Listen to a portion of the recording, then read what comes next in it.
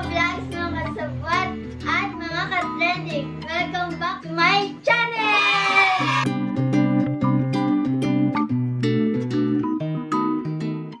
This time, titikman natin ang bagong flavor ng Hao-Cha. Yung bagong flavor nila, mango yogurt! Salamat nga po pala kay Ate Laling at sa Hao-Cha sa walang pagsigil na pag-sponsor sa amin. Tikiman time!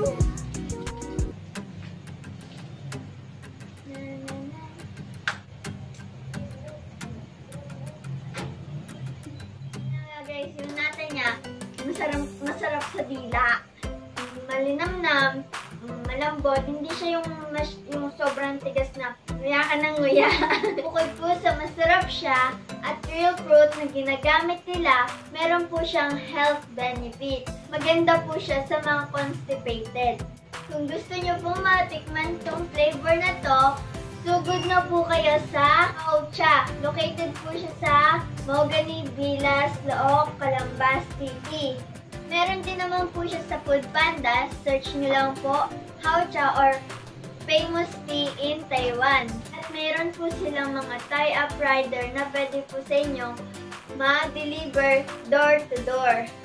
Once again guys, ito nga po pala yung bagong pong product ng Hao-Cha.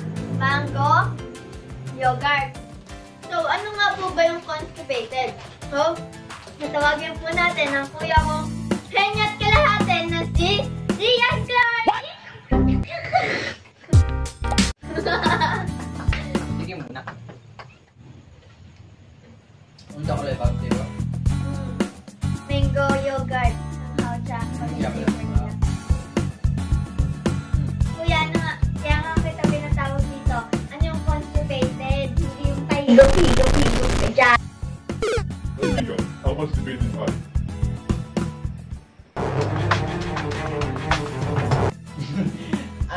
Constipated ay yung mahirap kang mapadumi. So, ang kailangan mong gawin para makadumi ka ng maayos is Bili na! kain ka lang ng mango or inom ka lang ng Hao-Cha na mango yogurt. So, yun lang. Maraming magandang benefit ang mangga. Yun na nga. Yun na nga, masarap siya.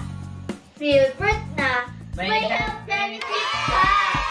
Once again guys, order na po kayo. Located lang po siya sa Mahogany Villas, Looc, Calambas City. Meron din po siya sa Foodpanda.